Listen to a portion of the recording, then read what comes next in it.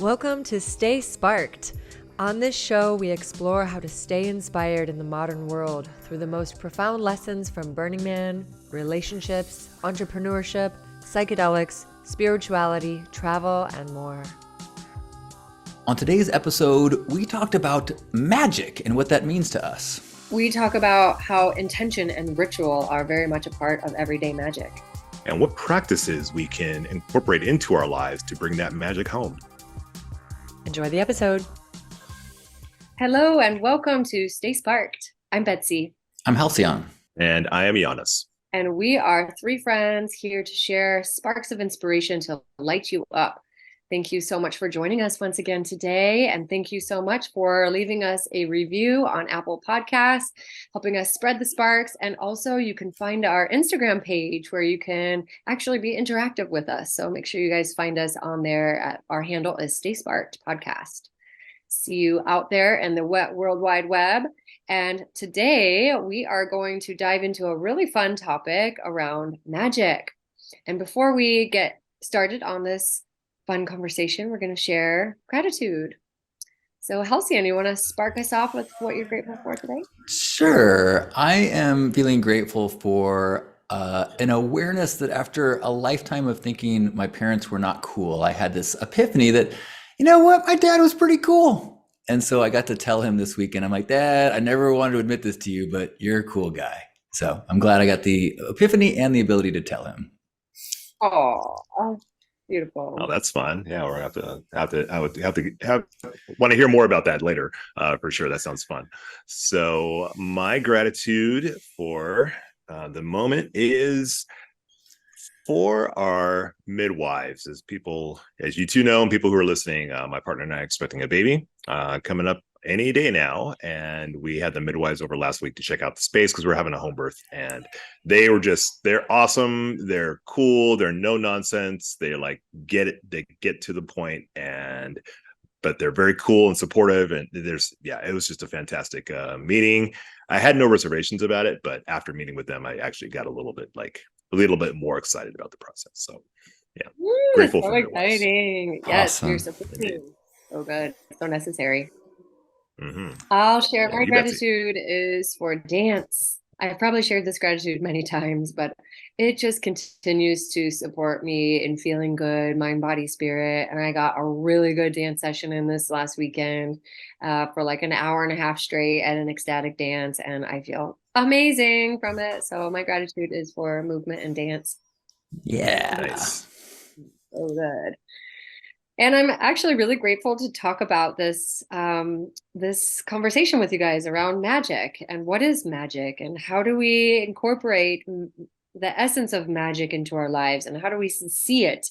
It's such a complex, dynamic conversation, and I love getting to talk with both of you because you both always have such unique perspectives.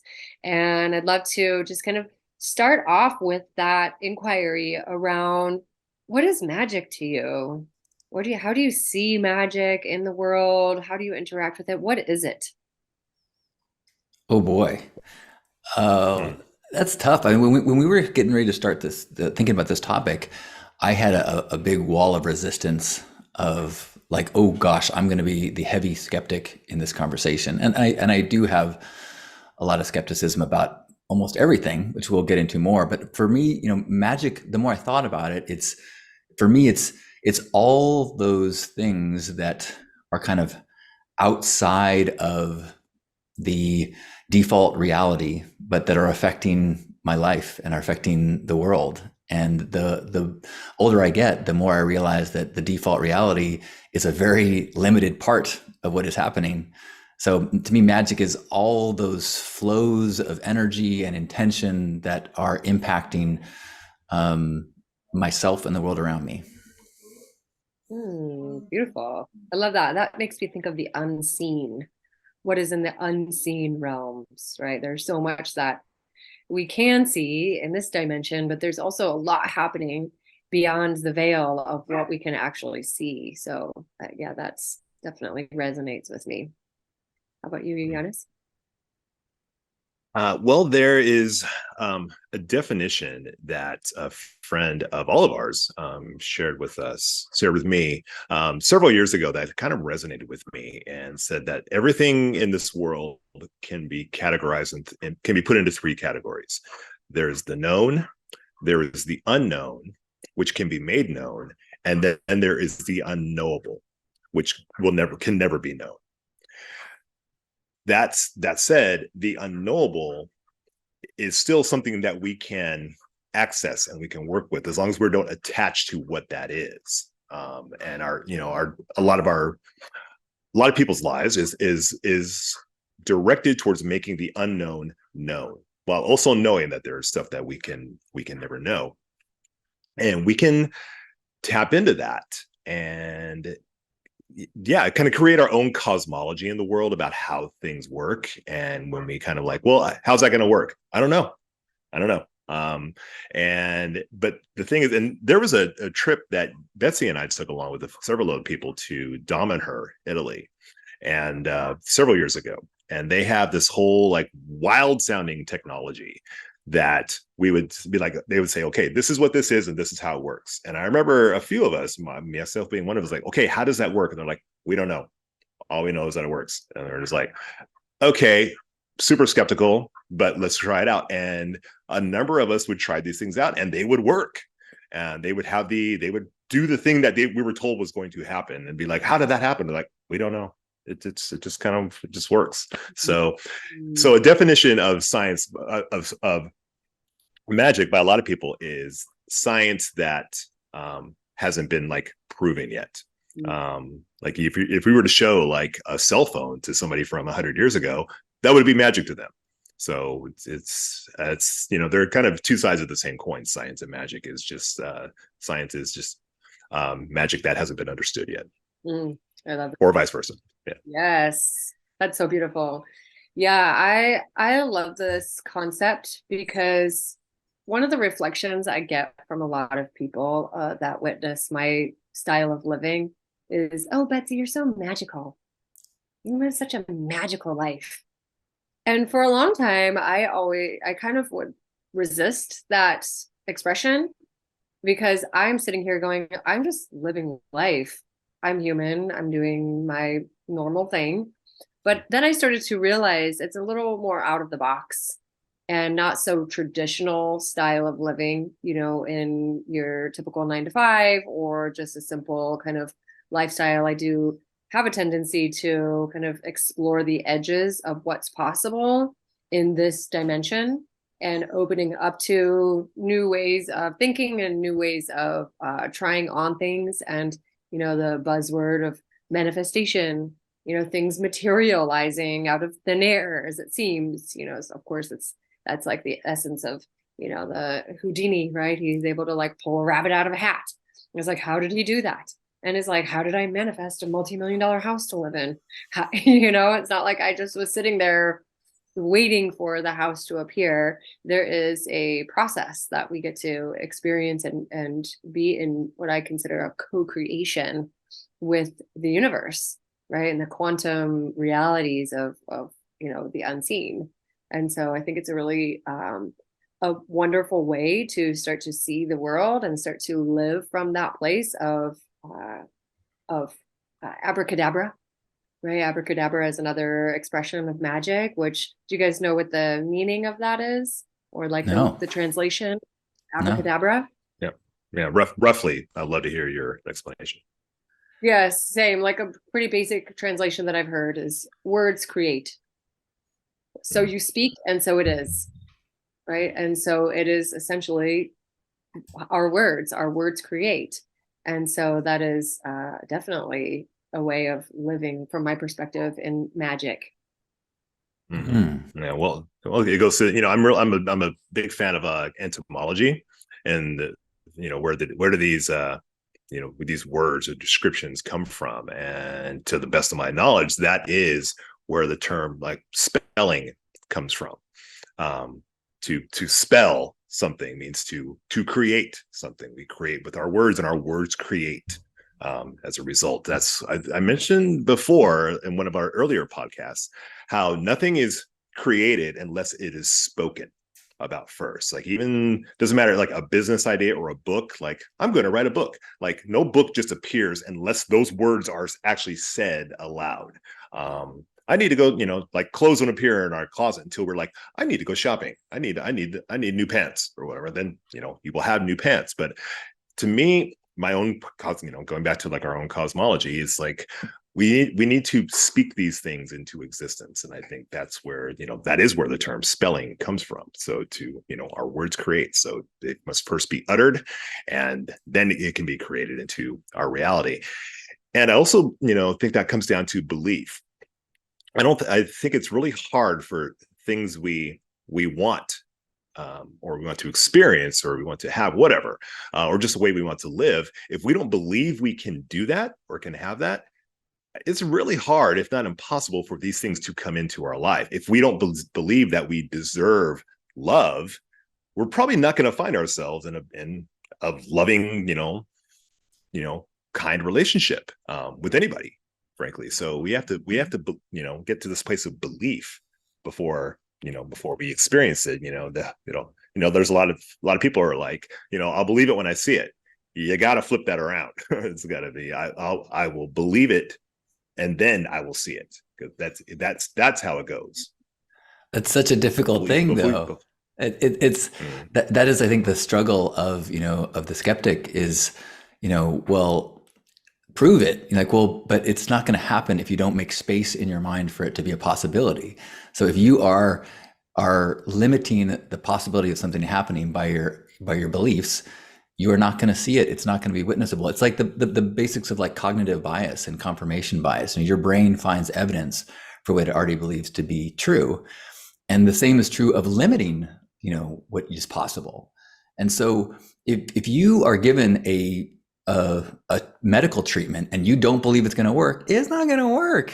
And if you don't believe that you're going to have opportunities to live in a multi-million-dollar home, you're not going to see them when they happen. They're not going to be, it's not going to even be around you. But it might be a possibility. It might be an option for you, but you won't see it when it's right in front of you. And I think, to me, that's a big part of my understanding of magic is breaking through the limiting aspects of our minds. Reality in a brand new brain, there's so many pathways that could be formed to what reality is. But as we start to live, we start to limit what our reality is, what is possible. And then we live in those grooves. And anything outside of those grooves is simply impossible, unless you can find some way, through magic or otherwise, to go to expand that. And that's so within my skepticism is this deeper understanding that I know I'm limiting reality by the grooves in my brain. So how can I chip away or open up to more possibilities?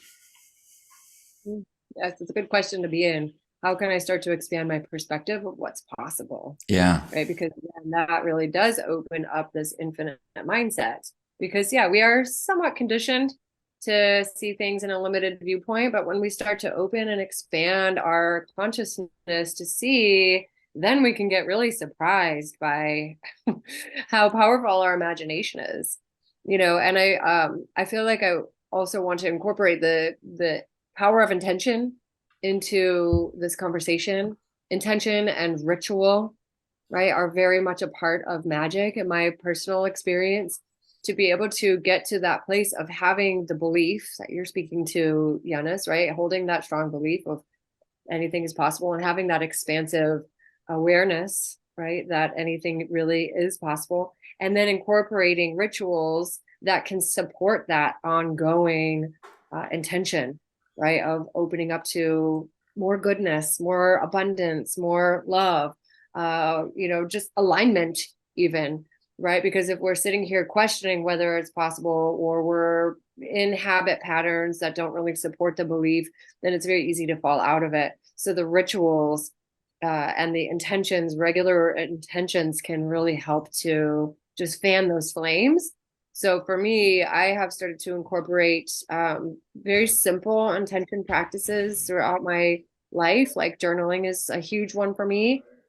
I have many different journals. One of mine is very specific for gratitude.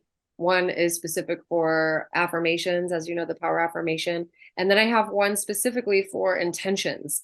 And as we're talking about spelling, right? Spell casting, our words are powerful. When we write down, or when I write down my intentions, even, and it might just be even one word sometimes, then it helps me to just really bring it into a certain frequency within my soul, within my being. So that way I can operate from that place and I can be reminded of those intentions on a regular basis.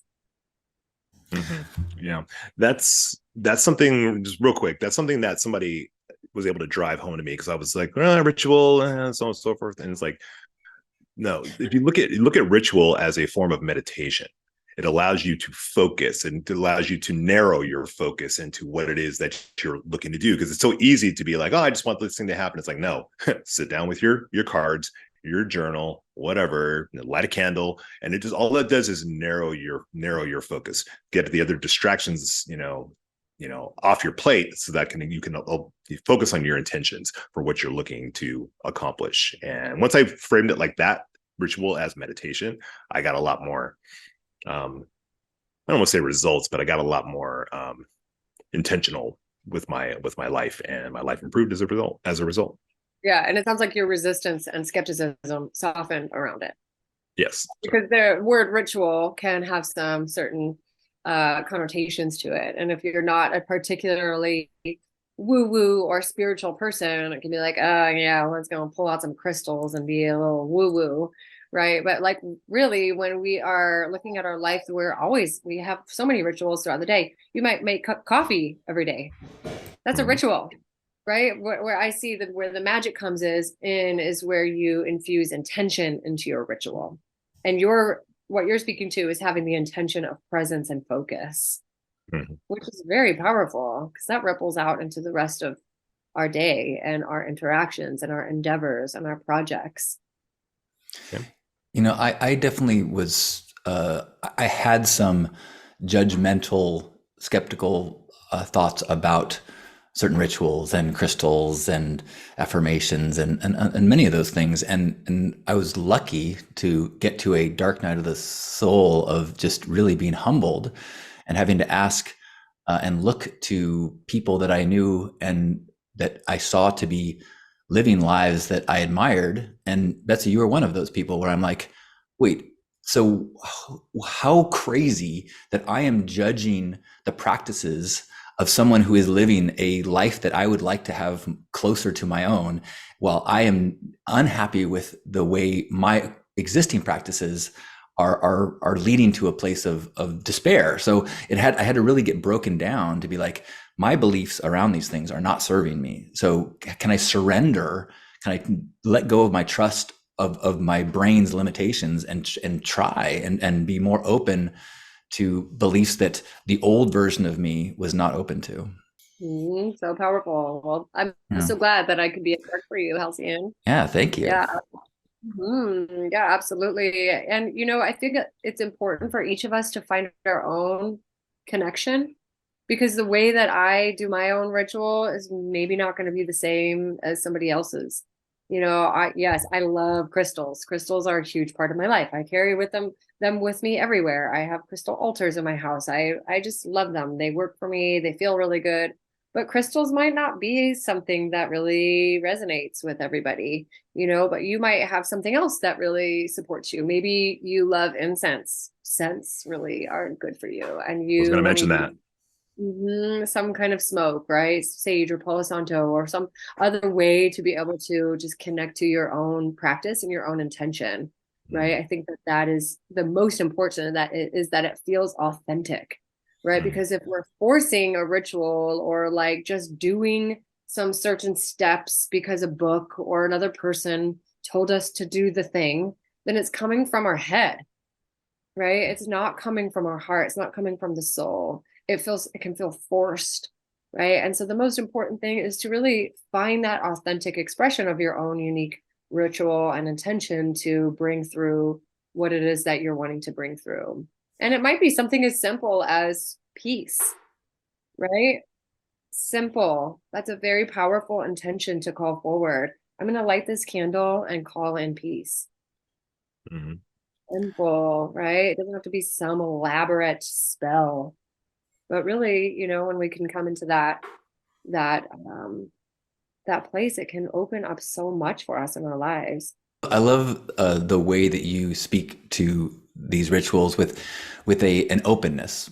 I know that I struggle when I'm ever told that, with an absolute certainty about a crystal, for example. Oh, this is going to do this for you, or this. Oh, you're a Gemini. Well, that explains this. Like anything that is kind of like super absolute, I struggle with it. Like I'm of the belief that humans are meaning makers. We make meaning out of all sorts of stuff, and because there is not an absolute truth, don't get too attached to things. If the meaning you're making doesn't serve you, then try to change that meaning. And I think that's part of these rituals and things are a way of like, well, how can I kind of push the meaning in a direction that works for me? It's such a Gemini thing to say.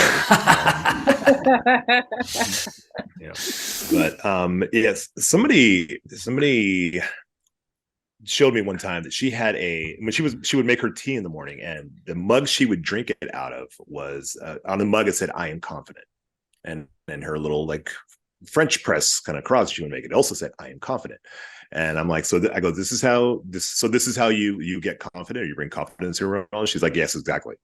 She's like, I brew my tea with the idea that I am a confident person, that this helps me to become confident. I drink it, and so therefore I am. Like, and you know how this works? How do you know this works? She's like, because I believe it works. Yep. That's it. Mm-hmm.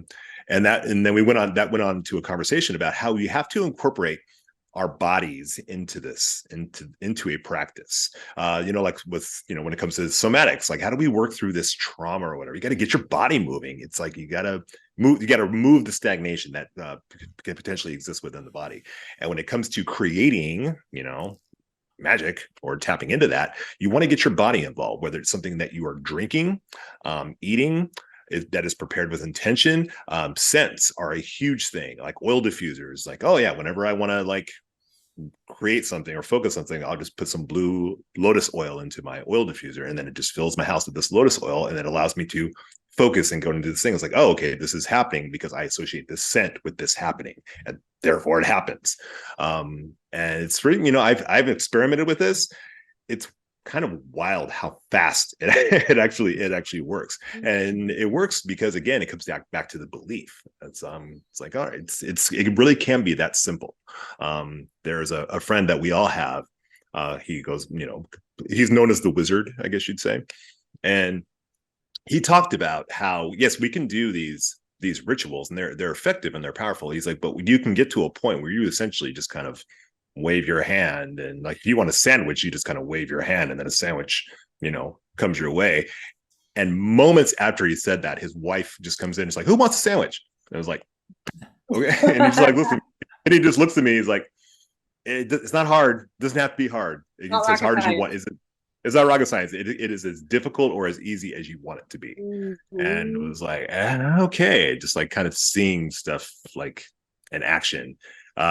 Seeing is believing, certainly. And but everyone has access to that. Everyone. Yeah. You don't have to be a wizard. I mean, it helps. Yeah. It definitely helps. Certainly helps. Helps to have the Gandalf kind of, robe and the staff and the hat, certainly, but not necessarily. Those are the magical tools. Yeah. And I'm so glad you brought that forward, because over the last little while of my life, last decade or so, I have met many real wizards, like embodied wizards. Some wear the hat, some carry the staff, some just wear Nike and Adidas, and are cloaked in the human form, but are true wizards. And when I say true wizards, what I mean by that is people that are embodied in the essence of their creation and know how to alchemize and know how to use specific tools to elicit different outcomes. I got to meet this wizard that was in Canada who has an apothecary, and he has all kinds of different herbs and tinctures, and they do different things. And it's a really beautiful gift that he has cultivated. You know, I know a lot of real witches. You know, they're like women that are embodied in their abilities to be able to interact with the unseen realms and be able to weave that kind of magic into their daily lives. And I love it so much because, you know, there was a time not that long ago that people were embodying these archetypes and it was not safe. You know, there was a lot of people that were killed for being so outward in their expression of magic. And now it feels there's more and more people that are coming out and saying, I am a witch. I am a fairy. I am a elven wizard. I have a friend I think we all might know too. He's the elven wizard and he's creating a business around his archetype of being a wizard, you know, and it's way more acceptable. And it's so beautiful because it is what I see is also bringing some ancient practices, ancient tools and traditions from paganism and from some different systems to be able to live in the most beautiful way. There's some really beautiful gifts that that style brings.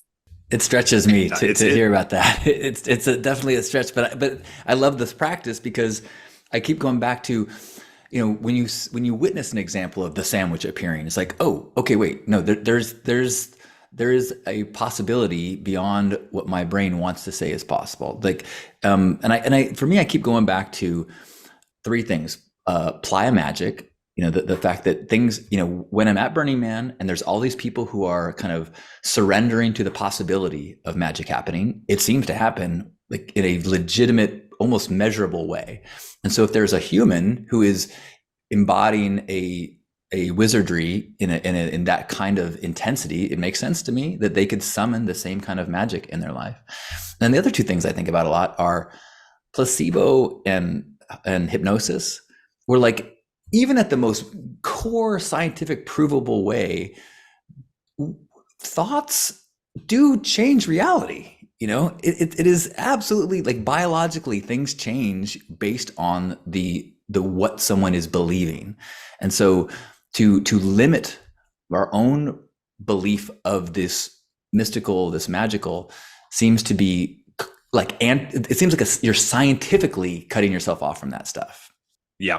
It's the placebo thing is real, and just the fact that, you know, science is accepted, like, yes, your thoughts and your beliefs can affect physical outcomes, like that's a real thing, and that has been proven. And so if that's true in this realm, there's no reason it can't be true, like spread out into the world. Like if I believe certain things are possible when it comes to my life, my living situation, I absolutely can influence that. That's been proven. So it's just and it comes to the only limits are the ones we self-impose on us. They're ones that people try to heap on us that we accept as being true. And like you said before, Halcyon, like, you know, the young mind, anything's possible. That's why it's so easy to play make-believe as a 4-year-old, because it's all, you know, possible. But then like the older we get, the more stuff gets imposed on us. Our mind gets these grooves placed into it.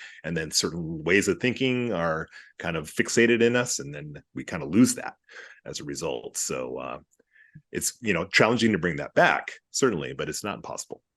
Yeah, I love that you said that because I hear that quite often with a lot of my clients that I work with, whether it's like through body work or some of the energy work that I do. You know, this concept, I feel like I lost the magic, right? And that's like, you know, getting kind of swept up into the hamster wheel of this reality in a way, and kind of forgetting that we are in this really beautiful, magical existence, and that life can be magic, right? It's the mundane that can kind of cloud our vision. To see beyond the veil of illusion is a continuous practice, right? And kind of remembering on a regular basis. You know, I have this like concept of like remembering and forgetting. Like I'm remembering this incredible magical existence that I live in and I get to play in, and there's so much beauty and possibility and synchronicity and all kinds of amazing things that are happening in our world. And then sometimes getting swept up into the like frustrations and the density of what's happening and the pain. And it's very real, but it can also get sometimes paralyzing, and it can cloud the vision. And I'm sure we've probably all had conversations with somebody who is deep in the thick of depression, right? Maybe we've been there ourselves, right? To have a moment of going like, I can't see beyond, just outside of my own personal little cloud right here. Like magic is so far out of my reality right now. How do I get it back? Right? There is this feeling of like, I know it's there, but I can't access it. Right. And that comes back down from what I love to do and teach is everyday intention, everyday ritual, really continuing with the consistency, even when things are challenging, finding a way to look for the gratitude, finding a way to see something that's beautiful. Maybe it's just one flower that you pause to look at that can help pop you out of that place of density. And then let that be like the first rung, on the ladder back up the spiral of inspiration and back into the magic. And an old saying, not old saying, but something that somebody told me once is like, when you are needing something that you are having trouble accessing, that's your signal to give it to someone else, to put it out, that thing you need, put it out into the world. I could use some support right now. Why am I so unhappy? It's like, well, send a happy note to somebody. And you might be surprised that just gets the ball rolling. And again, it sounds like this some simple, silly kind of thing, but I've seen it time and time again when I've remembered to do that. And I've been on the receiving end of that. It's like, oh, I'm not feeling too great today. So I thought I would just send you a note saying like, hey, how you doing? And I'm like, thank you. And then it starts a conversation. Then by the end of the conversation, we're both like lit up, and it works. So give that thing you're looking to get. I have a note in my kitchen that says there's magic in every act of kindness. And that's it. It does have a ripple effect. Kindness is magic in my perspective. It really is, because if you offer an extension of kindness to somebody, it can change the duration of their day. It can maybe even shift and impact someone's life. Halcyon, you have probably seen that time and time again with the way that you have been helping the homeless for so many years now, right? These simple acts of kindness, these big acts of kindness make a huge difference and can really, create more magic in the world. Yeah. I want on that idea of like remembering and forgetting. I've been thinking a lot lately about how when I am grounded and spiritually in a place of remembering, of like oneness and divinity within and within all, is when I'm the least certain about anything. It's when I have the most awareness that my mind is limiting, and I'm like, that's possible. That is also, everything is possible, because I'm noticing my human experience, my mind's conclusions are so limiting compared to the deeper remembering. And when I am off, when I'm forgetting, is when I get attached to things, and this never happens. This always works. This never, and it's that forgetting space is when I'm closed off to magic, is when I'm saying, look, that's not the way, the groove in my mind, that's not a possibility. And so I really think that remembering and forgetting, and maybe even the cultivating the remembering, or cultivating a mistrust in the mind, for me, is a way to get greater access to magic. Love that. Yeah, I feel like, it's a reframing of the phrase ignorance is bliss.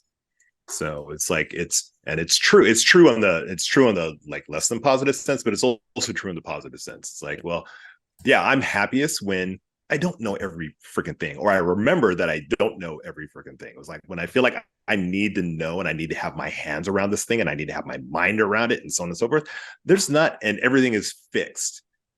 That's a challenging place to be happy in, for me at least. And I find that when I'm in when I'm in a relationship with my partner, when we are in that space of like kind of trusting that things are gonna kind of work themselves out, we can kind of both like, all right. So whatever crunchy space we're in right now, there's a belief that we are going to, on the other side of that, we're going to get back to where we want to be. And I don't know how we're going to get there, but the belief that we're going to get there is almost enough to just be like, all right, just ride it out. It's gonna be fine. It's gonna be awesome. And I found that true, like when it comes to my work opportunities and other types. When I don't know how I'm gonna get there, I trust and I believe that I'm going to get there, and therefore, I almost 100% of the time do get It there. always works out. It always works out. Yeah, having that deep trust is a huge part of the letting go as well, right? Because in the manifestation process, it's of like we're like continuously checking in, like, is it here yet? Is it here yet? Is it here? It's not here yet. It's not here yet. It's not letting go, right? But when we can come into that place of trust that everything is working out in the highest and best way, even in the challenges that I'm experiencing right now, I trust with quiet and calm confidence in the perfect unfolding of all things, then watch as we let go, the magic reveals itself. And that has been my affirmation. That has been my consistent return to that place of I trust with quiet and calm confidence in the perfect unfolding of all things. And things just continue to work out. It's like guiding light. And I want to just share one more thing here. I think we're probably getting to a place of like closing sparks. But I'm reminded of an insight I got from Burning Man, and the three of us here have that common thread. We're all burners, and it's just wonderful to bring it back to the lessons of Burning Man. And it was my second year. I was on my way out there, and I had this mindset of I'm going to go out there and find the magic. I'm going to look for magic. I'm so excited. I was like so kind of naive, and I was like, I want to find synchronicity. And I was there for like 4 or 5 days, and I was like, where is it? Where's the magic? Where is it? I don't see it. I don't see it. I don't see it. And I started getting so frustrated because I wasn't seeing the magic, and I was looking for it. And everyone says that Burning Man is so magical and it's a portal and all this stuff. And then I hit a low point on the playa, and I was feeling really just down and alone, and something shifted inside of me. I went to the temple, and I had a little moment with myself, and something shifted inside of me, a very subtle shift. And I was able to let go of this need, this grasping onto needing this magic to show itself. And as I softened around it, then the rest of the night, the rest of the burn revealed synchronicity after divine meeting, just like profound coincidences. And it was so beautiful. And it was one of the biggest lessons for me around letting go, stop trying to chase the magic, chase the synchronicities, because it's just gonna slip right through your hands. You're not gonna find it. You have to just trust and allow and stay open to the inspiration to flow.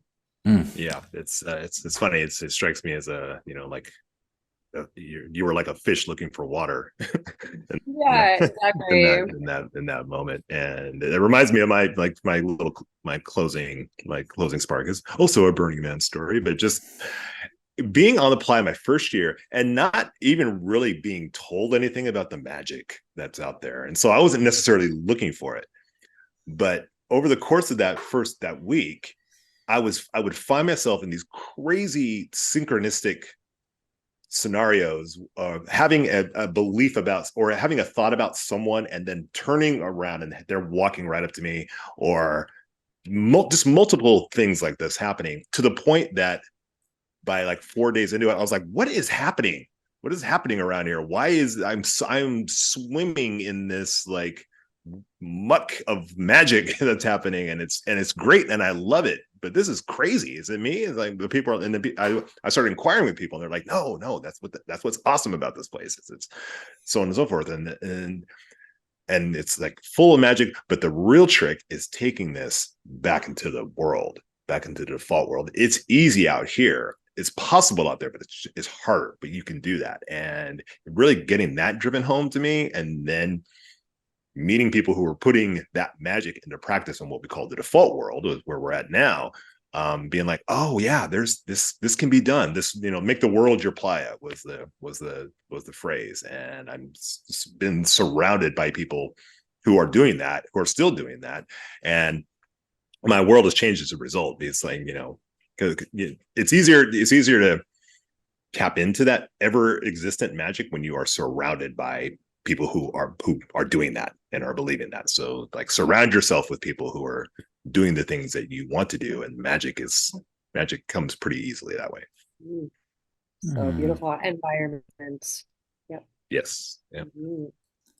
So my closing spark is one, an appreciation for you all, you too, and letting me let my skepticism use this opportunity to exercise and open up my own kind of confining mind, and that awareness of how much for me magic is about removing the certainty, removing the old stories that don't have room for it, and so to coming back to the experiences at Burning Man, or coming back to people that I witnessed go, have connections or stories. And then in my life, the times when I have been let go of a certain outcome and then been able to notice and receive and be aware of an opportunity that I couldn't have seen if it was too attached to my mind story of how it was supposed to be or what was possible.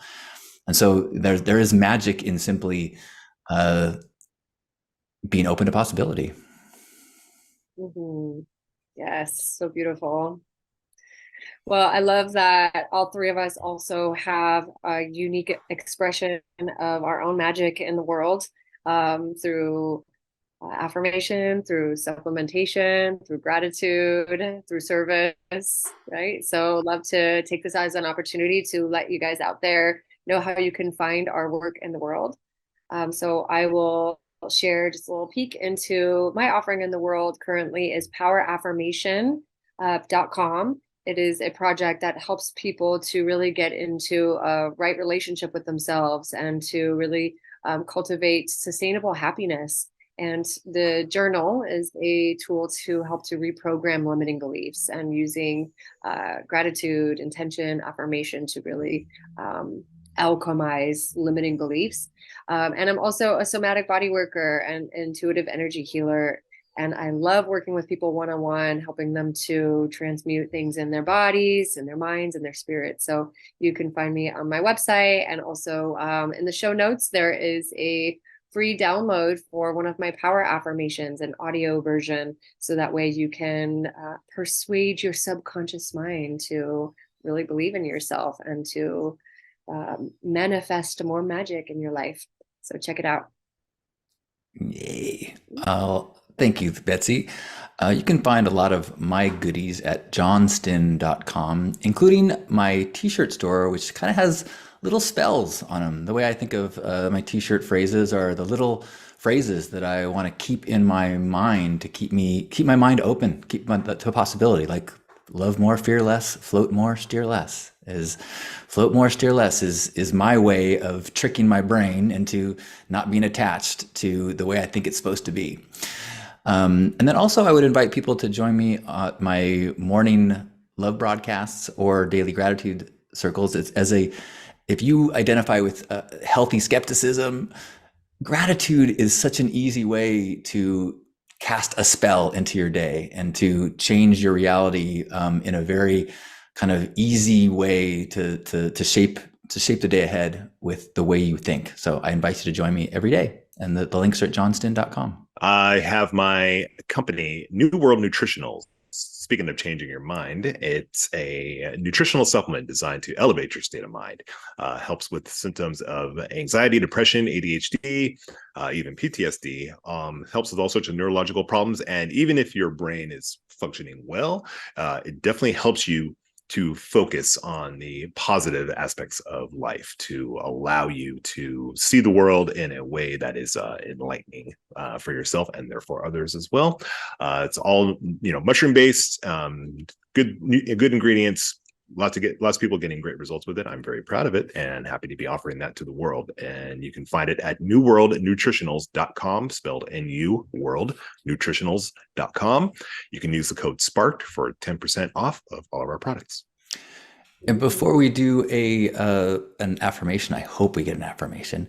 I want, as a user of NuWorld Nutritionals, it's also a product that is exceptional and for neuroplasticity. So when you've got the grooves in your brain, there are very few scientifically proven tools to get yourself out of those grooves, and your products are ones that do that. So, highly recommend.